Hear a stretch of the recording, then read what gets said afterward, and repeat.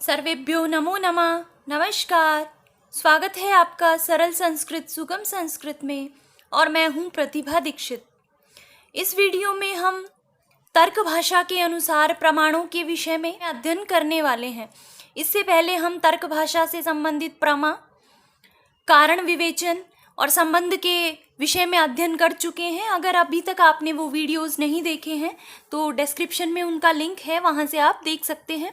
तो आइए प्रारंभ करते हैं। ये बात हम पहले ही कर चुके हैं कि जो न्याय दर्शन है वो मुख्यतः प्रमाण शास्त्र है, प्रमाणों की मुख्यतः व्याख्या करता है, विस्तृत व्याख्या करता है। तो उसी पर आधारित जो ये तर्क भाषा है, न्याय प्रधान, न्याय वैशेषिक ग्रंथ, प्रकरण ग्रंथ, इसके अंतर्गत भी प्रमाण की विस्तृत विवेचना की गई है। तर्क भाषाकार प्रमाण की जो लक्षण देते हैं और कहते हैं प्रमाकरणम प्रमाणम, प्रमा का जो करण होता है, जो प्रमा का अतिशय कारण होता है, वो प्रमाण होता है। अर्थात यथार्थ ज्ञान जिसके द्वारा होता है उस ज्ञान का साधन प्रमाण कहलाता है। और प्रत्यक्ष, अनुमान, उपमान और शब्द, ये भेद से 4 प्रकार का प्रमाण स्वीकार किया गया है। इसके अंतर्गत प्रत्यक्ष प्रमाण क्या है तो उसके विषय में तर्क भाषाकार कहते हैं साक्षात्कारी प्रमाकरणम प्रत्यक्षम। प्रत्यक्ष क्या है तो साक्षात करने वाली, साक्षात्कार करने वाली जो प्रमा है उसका करण प्रत्यक्ष प्रमाण है। अब साक्षात्कार करने वाली प्रमा क्या है तो साक्षात्कारणी प्रमा उसे कहते हैं जो इंद्रिय से उत्पन्न होती है। तो आप एक तरह से ये समझ सकते हैं कि इंद्रिय के द्वारा जो विषय के प्रति, विषय के साथ संबद्ध होकर जो ज्ञान ग्रहण किया जाता है वो प्रत्यक्ष कहलाता है। साक्षात्कारी प्रमा का जो करण है वो प्रत्यक्ष प्रमाण होता है। इंद्रिय से उत्पन्न ज्ञान प्रत्यक्ष होता है। वह इंद्रिय से उत्पन्न जो प्रमा है वो सविकल्पक और निर्विकल्पक भेद से 2 प्रकार की होती है। अर्थात जो इंद्रिय से ज्ञान प्राप्त किया जाता है वो 2 प्रकार का हो सकता है, या तो सविकल्पक ज्ञान या निर्विकल्पक ज्ञान। सविकल्पक ज्ञान में जैसा कि नाम से ही स्पष्ट है, विकल्पों के सहित होने वाला ज्ञान, अर्थात नाम, जाति इत्यादि के सहित होने वाला जो ज्ञान है। जैसे कि यह घट है, हमें किसी वस्तु का ज्ञान हुआ और हमें पता चल गया कि यह घट है, यह राम है। उसके नाम का ज्ञान भी, उसकी विशेषताओं का ज्ञान भी, उसकी जाति का ज्ञान भी जब हमें वस्तु के ज्ञान के साथ होता है तो वो होता है सविकल्पक ज्ञान, सविकल्पक प्रमा। और दूसरे प्रकार का होता है निष्प्रकारकम ज्ञानम निर्विकल्पम, अर्थात विशेषण रहित जो ज्ञान होता है, केवल मात्र वस्तु मात्र के स्वरूप का बोध कराने वाला जो ज्ञान है। जैसे हमें आँख से कुछ दिखाई दिया एक बार और हमें केवल मात्र इतना ज्ञान हुआ कि ये कुछ है, तो ये कुछ है, इस तरह का जो ज्ञान है वो जो विशेषताओं से रहित है, विशेषणों से रहित है, वो ज्ञान निर्विकल्पक ज्ञान कहलाता है। ये जो निर्विकल्पक ज्ञान है ये अतीन्द्रिय होता है। इसके विषय में भी बताया है तर्क भाषाकार ने कि जब आत्मा का मन से, मन का इंद्रिय से और इंद्रिय का अर्थ से जब संयोग होता है, जब ये संयुक्त होते हैं तो अर्थ में संयुक्त इंद्रिय से, अर्थात जो विषय के प्रति जो संयोग हुआ है ऐसी इंद्रिय से, नाम, जाति इत्यादि की योजना से रहित जो केवल मात्र वस्तु का ज्ञान होता है वो निर्विकल्पक ज्ञान होता है। दूसरा ज्ञान है अनुमान। अनुमान की परिभाषा देते हुए तर्क भाषाकार कहते हैं लिंग परामर्शो अनुमानम। लिंग परामर्श से जो ज्ञान होता है वो अनुमान होता है। अनुमिति का जो कारण होता है वो अनुमान होता है और परामर्श से उत्पन्न होने वाला ज्ञान अनुमान कहलाता है। इसकी विस्तृत व्याख्या अभी हम अलग से पढ़ेंगे जब हम अनुमान को तो वहाँ पर करेंगे। यहाँ पर केवल मात्र इतना प्रयास है कि आप ये समझें कि कितने प्रमाण स्वीकार किए गए हैं तर्क भाषाकार के अनुसार और उनकी वो परिभाषा, उनका वो लक्षण क्या देते हैं। तो अनुमान के विषय में कहते हैं लिंग परामर्शो अनुमानम येन ही अनुमीयते तद अनुमानम। जिसके द्वारा अनुमिति की जाती है वह साधन अनुमान कहलाता है। तीसरा जो प्रमाण है वो है उपमान। उपमान की परिभाषा देते हुए कहते हैं अतिदेश वाक्यार्थ स्मरण सहकृतम गो सादृश्य विशिष्ट पिंड ज्ञानम उपमानम, या आप इस तरह से भी कह सकते हैं उपमितिकरणम उपमानम। उपमिति का जो करण है, उपमिति का जो साधन है वो उपमान कहलाता है। उपमिति क्या है? तो संज्ञा और संज्ञी, नाम और नामी, इन दोनों का जो शक्ति रूप संबंध है वो उपमिति कहलाता है। आप सरल शब्दों में ये समझ सकते हैं, जैसे कोई व्यक्ति गवय शब्द का अर्थ नहीं जानता, लेकिन उसने किसी ने नीलगाय नहीं देखी, वो नीलगाय को नहीं जानता, किंतु वो गाय को जानता है कि गाय कैसी होती है। तो अगर उसने गाय को देखा है तो वो इस प्रकार का ज्ञान करता है कि जैसी गाय गो सदृशो गवय, जैसी गाय होती है वैसा ही गवय होता है, वैसी ही नीलगाय होती है। तो ऐसा सुनकर जब वो वन में जाता है तो वो जो अतिदेश वाक्य है कि गाय के समान ही नीलगाय होती है, उस अतिदेश वाक्य का ग्रहण करके, उसके अर्थ का स्मरण करके, जो वो गो के सदृश जीव को देखकर उसमें गवय का ज्ञान करता है, वो उपमान प्रमाण कहलाता है। और अंतिम प्रमाण है शब्द। शब्द प्रमाण क्या है? तो उसके विषय में तर्क भाषाकार इसका लक्षण देते हैं, आप्त वाक्यम शब्दः, अर्थात जो आप्त का वाक्य होता है वो शब्द प्रमाण होता है। अब इसमें आप्त क्या है? तो आप्तः तु यथा भूतस्य अर्थ उपदेष्टा पुरुषः, कि जो जैसा है, यथार्थ जो है उसके अर्थ का जो उपदेश देने वाला पुरुष है वो आप्त कहलाता है। और उस आप्त के जो वाक्य हैं वो शब्द प्रमाण होते हैं। अब वाक्य क्या है? तो वाक्य की परिभाषा भी तर्क भाषाकार देते हैं और कहते हैं कि वाक्यम तु आकांक्षा योग्यता सन्निधि मताम पदानाम समूह। तो तीन चीजें वाक्य के अंतर्गत होती हैं, आकांक्षा, योग्यता और सन्निधि। इसके विषय में बहुत बार प्रश्न पूछा जाता है, तो आप इसका भी याद रखिए। वाक्य की जो परिभाषा है वो है वाक्यम तु आकांक्षा योग्यता सन्निधि मताम पदानाम समूह। आकांक्षा, योग्यता और सन्निधि युक्त जो पद हैं उनके समूह को वाक्य कहते हैं। जैसे गोह, अश्व, पुरुष, हस्ती, अगर ऐसे पद बोल देंगे तो ये पद वाक्य नहीं कहलाएंगे। अगर ये समूह में भी बोल देंगे इन पदों को तो भी ये वाक्य नहीं होंगे। वाक्य होने के लिए पदों में सन्निधि का होना आवश्यक है, आकांक्षा का होना आवश्यक है और योग्यता का होना आवश्यक है। अब आकांक्षा क्या है? आकांक्षा का तात्पर्य है कि एक पद का दूसरे के बिना अन्वय बोध न होना आकांक्षा कहलाता है। जैसे हमने बोल दिया गोह, अश्वः, अब इस तरह से बोल दिया तो ये जो पद हैं इनको अपना अर्थ बताने के लिए दूसरे पद की आवश्यकता है। जैसे हम कहेंगे गाम आने, तो गाम शब्द का कोई औचित्य है, उसका कोई अन्वय होगा, उसका कोई अर्थ होगा, तो ये होता है आकांक्षा। दूसरा है योग्यता। योग्यता का तात्पर्य है जो पदों के समूह का प्रयोग हो उनमें योग्यता होनी चाहिए। जैसे हम बोल दें अगर वहीना सिंचेत, आग से सींचे, तो ये वाक्य नहीं होगा। क्यों? क्योंकि इसमें योग्यता का अभाव है। अग्नि जो है उसमें सींचने की योग्यता नहीं होती, उसमें जलाने की योग्यता होती है। तो वाक्य के अंतर्गत योग्यता भी होनी चाहिए। और तीसरा तत्व वाक्य का बताया गया है वो है सन्निधि। सन्निधि का तात्पर्य है कि जहाँ पर समीपता नहीं होती पदों में, मान लीजिए एक पद का उच्चारण अब कर दिया गो, अगले पद का उच्चारण करा आधे घंटे बाद आने, तो उसका भी कोई औचित्य नहीं है, वो भी वाक्य नहीं कहलाएगा क्योंकि उन पदों में सन्निधि का अभाव है। तो इस प्रकार से जो आकांक्षा, योग्यता और सन्निधि से युक्त पदों का समूह होता है वो वाक्य कहलाता है। और जो आप्त पुरुष के वाक्य हैं, जो यथार्थ वक्ता है, जो अर्थ जैसा है उसको वैसा ही बताता है, ऐसा जो आप्त पुरुष है उसके वाक्य शब्द प्रमाण होते हैं। तो इस प्रकार 4 प्रकार के प्रमाणों की विवेचना तर्क भाषा के अंतर्गत की गई है। तो आप इन्हें अच्छे से पढ़िए, इनकी जो लक्षण दिए गए हैं उनको भी अच्छे से पढ़िए, क्योंकि कई बार सीधे सीधे प्रश्न ये ही पूछे जाते हैं कि तर्क भाषाकार के अनुसार या तर्क भाषा के अनुसार प्रमाण क्या है, अनुमान क्या है। तो वहाँ पर आपको बताना है लिंग परामर्शो अनुमानम। इसी प्रकार प्रत्यक्ष का ये क्या लक्षण देते हैं, तो साक्षात्कारी प्रमाकरणम प्रत्यक्षम। उपमान का लक्षण देते हैं अतिदेश वाक्यार्थ स्मरण सहकृतम गो सादृश्य विशिष्ट पिंड ज्ञानम उपमानम। और आप्तवाक्यम शब्दः। तो ये 4 प्रकार के प्रमाण तर्क भाषाकार स्वीकार करते हैं।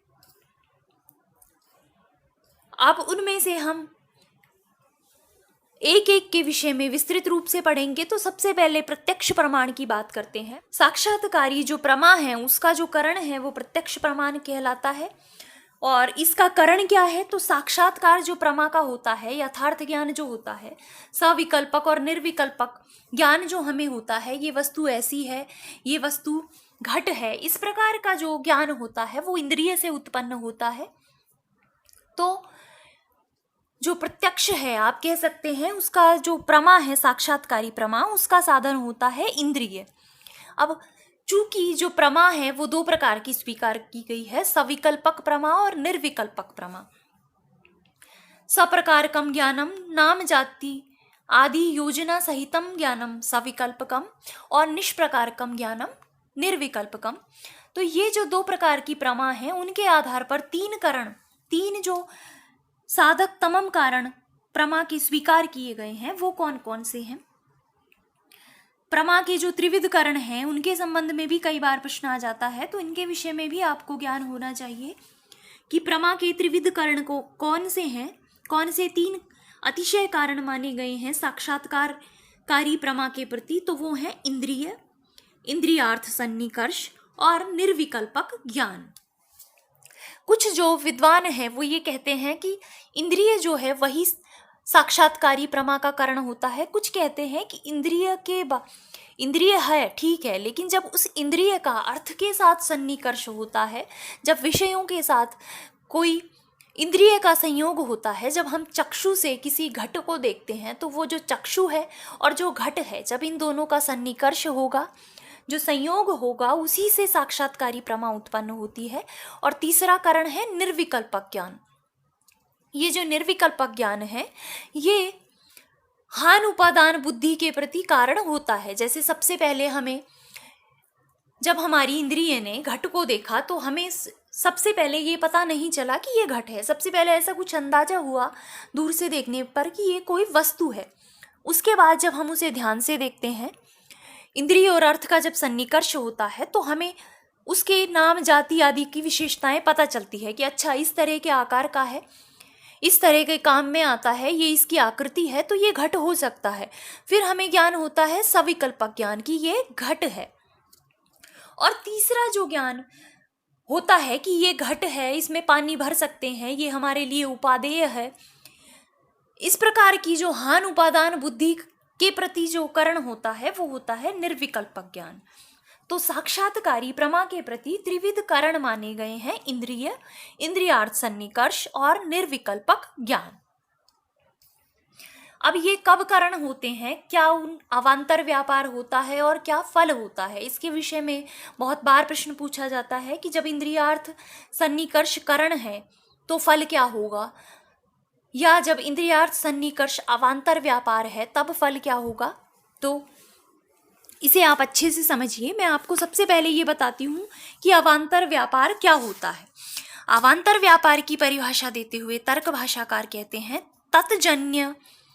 तत्जन्य जन को अवान्तर व्यापारः यथा कुठारजन्यः कुठार दारु संयोगः कुठारजन्य छिदाजनकः।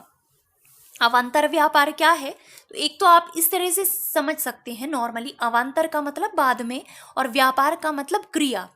जो क्रिया बाद में होती है, तो ऐसी क्रिया जो कारण है और कार्य है उनके बीच में स्थित जो क्रिया है, जो अवान्तर व्यापार है, वो किस प्रकार का होता है? वो उत्पन्न तो होता है कारण से। जो अवान्तर व्यापार है तत्जन्य, तत् का तात्पर्य है कारण, वो कारण से उत्पन्न होता है, और तत्जन्य जन को, और उस कारण से उत्पन्न होने वाला जो कार्य है उसका जनक होता है।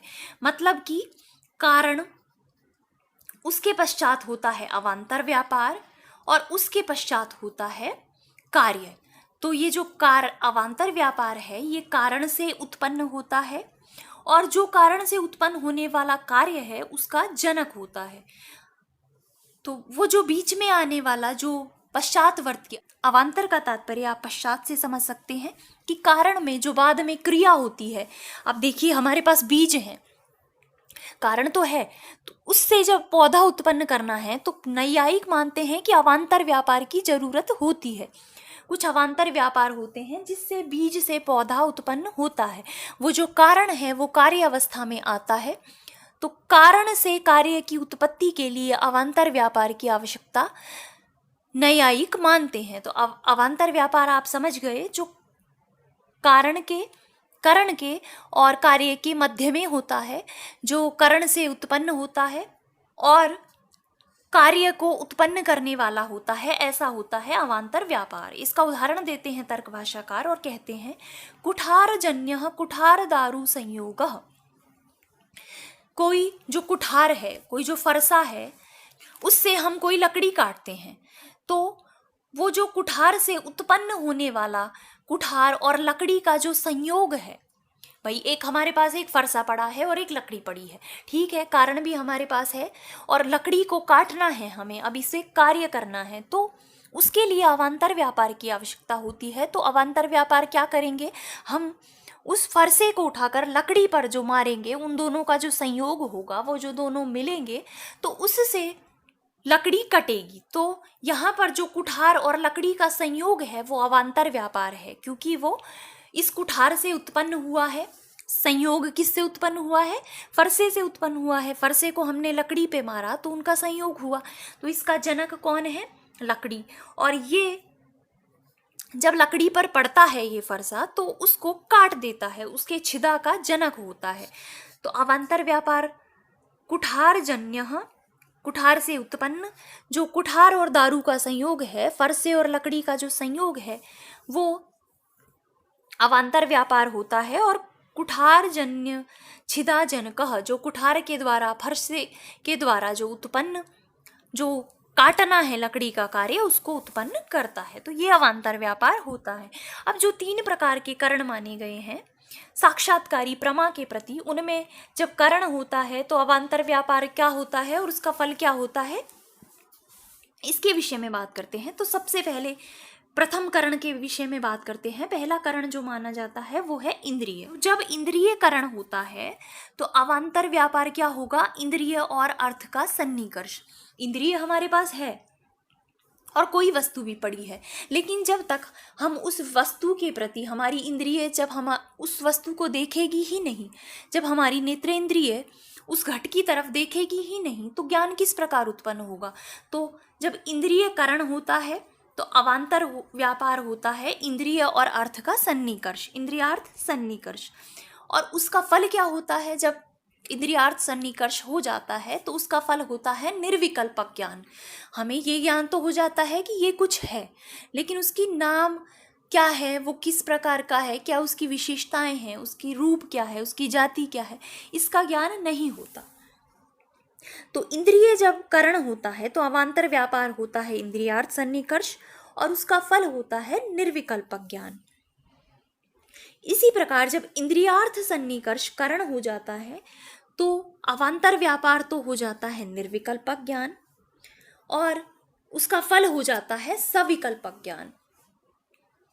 और जब निर्विकल्पक ज्ञान करण हो जाता है तो सविकल्पक ज्ञान अवान्तर व्यापार होता है और उसका फल होता है हान उपादान उपेक्षा बुद्धि। जैसे हमें कुछ दिखा, अब यहाँ से आप प्रारंभ करिए, अब वस्तु के ज्ञान के प्रति कुछ दिखा, यहाँ से प्रारंभ होता है, तो कारण क्या हुआ, करण क्या हुआ, कुछ दिखना, वो है निर्विकल्पक ज्ञान। उसके बाद हमें उसकी नाम जाति आदि से युक्त उस पदार्थ का ज्ञान होता है कि अच्छा ये तो घट है, इस प्रकार का जो ज्ञान होता है वो अवान्तर व्यापार है। और उसके पश्चात हमें फिर ये ज्ञान होता है कि घट जो है पानी भरने में काम आ सकता है, तो हमें इसका ग्रहण करना चाहिए। या फिर जैसे हमें कोई ध्वंसात्मक वस्तु दिखाई दी, हमें कोई सर्प दिखाई दिया, तो वहाँ पर प्रथमतः हमें जो निर्विकल्पक ज्ञान दिखा हुआ कि ये फर्श पर कुछ पड़ा है, इस तरह से हमें सर्वप्रथम निर्विकल्पक ज्ञान होता है। तो कारण होता है निर्विकल्पक ज्ञान कि कुछ पड़ा हुआ है। फिर जब हम अच्छे से उसे देखते हैं, उसका जब रूप हमें दिखाई देता है, उसकी जाति का ज्ञान हो जाता है, तो हम देखते हैं अच्छा ये तो सर्प है। तो वो होता है अवान्तर व्यापार सविकल्पक ज्ञान। और सर्प को देखने के पश्चात कि इससे दूर रहो अथवा ये काट खाएगा, तो इस प्रकार की जो उपेक्षा बुद्धि उसके प्रति उत्पन्न होती है, उसको त्यागने की बुद्धि कि इससे दूर रहो, ये जो हान उपादान उपेक्षा बुद्धि है, ये निर्विकल्पक ज्ञान का फल होता है। तो आप समझ गए, इन तीनों को याद रखिए। इंद्रिय, 3 करण है इंद्रिय, इंद्रियार्थ सन्निकर्ष और निर्विकल्पक ज्ञान। तो ये जब होते हैं तो क्या फल होता है। अब अगर आप इस कॉन्सेप्ट को समझ गए हैं तो आपको कोई दिक्कत नहीं आएगी इसको याद करने में। लेकिन फिर भी अगर आपके दिमाग से स्लिप हो जाए तो मैं आपको एक ट्रिक बता देती हूँ, एक आइडिया बता देती हूँ, जिससे कभी परीक्षा में प्रश्न आए तो आप ये तालिका बना पाएँ और उस प्रश्न को सही कर पाएँ। तो उसके लिए आपको क्या करना है, 3 करण आपको याद होने चाहिए, इंद्रिय, इंद्रियार्थ सन्निकर्ष और निर्विकल्पक ज्ञान। इसको आप यहाँ पे इस तरह से लिख लीजिए, उसके ऊपर करण, अवान्तर व्यापार और फल। ठीक है, अब ये जो इधर इसको ले आइए तो ये स्वतः ही इधर आ जाएगा। अब आपको इतना तो पता है कि जब निर्विकल्पक ज्ञान होगा तो उसके बाद सविकल्पक ज्ञान होता है, तो ये स्वतः ही इधर आ गया। इसको फिर इधर ले आइए तीसरे नंबर पर। निर्विकल्पक ज्ञान जब करण होगा तो सविकल्पक ज्ञान उसके बाद उत्पन्न होगा और उसके बाद होगी हान उपादान उपेक्षा बुद्धि। तो इस तरह से भी आप इनको याद रख सकते हैं तीनों को। तो ये 3 प्रकार के जो करण हैं वो प्रमा के प्रति माने गए हैं। अब इनमें से जो इंद्रियार्थ सन्निकर्ष है, कुछ विद्वान इन तीनों को करण मानते हैं, कुछ कहते हैं कि इंद्रियार्थ सन्निकर्ष से ही काम हो जाता है। तो वो एक अलग विवेचना का विषय है। अब तर्क भाषाकार ने जो इंद्रियार्थ 6 प्रकार के इंद्रियार्थ सन्निकर्ष बताए हैं, जिनके विषय में बहुत बार प्रश्न पूछा जाता है, उस विषय का अध्ययन हम अगले वीडियो में करेंगे। इस वीडियो को हम यहीं पे समाप्त करते हैं। तो आप इसे पढ़ते रहिए, इसका रिवीजन करते रहिए। और वीडियो को समाप्त करने से पहले अगर अभी तक आपने चैनल को सब्सक्राइब नहीं किया है तो इसे सब्सक्राइब कर लें और बेल आइकन को भी अवश्य ही प्रेस कर दें, जिससे वीडियो अपलोड होते ही आपको नोटिफिकेशन मिल सके। तो मिलते हैं नेक्स्ट वीडियो में बचे हुए विषयों के साथ। तब तक के लिए धन्यवाद।